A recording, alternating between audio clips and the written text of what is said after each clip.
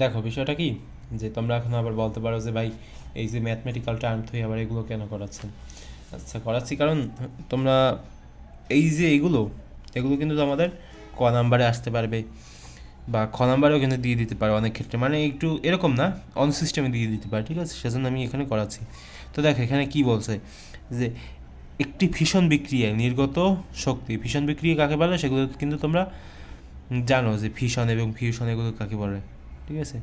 তো বিক্রিয়ায় নির্গত যে শক্তি সেটা আর কি আমাদের কাছে জানতে চাইছে, তো আমাদেরকে সেটা একটু দেখতে হবে। যে নির্গত শক্তি হচ্ছে তোমার 200 মেগাওয়াট। হ্যাঁ, এই ধরনের একবার এরকম একটা লাইনই লেখা আছে তোমার, যে ফিশন বিক্রিয়ায় নির্গত শক্তি হচ্ছে তোমার 200 মেগাওয়াট, তোমাদের ফিজিক্স বইতে লেখা আছে, ঠিক আছে।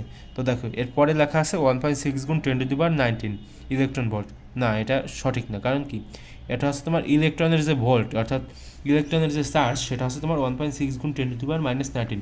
এটা কিন্তু এত কম শক্তি কিন্তু হচ্ছে তোমার বের হয় না, ঠিক আছে। ওই যে তোমার ফিশন বিক্রিয়ায় এর থেকে তোমার বেশি শক্তি নির্গত হয়, তার মানে এটা ভুল।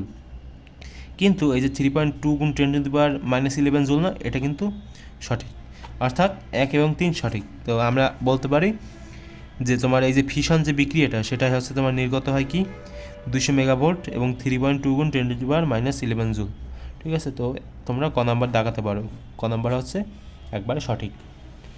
তো ভাইরা দেখতে থাকো।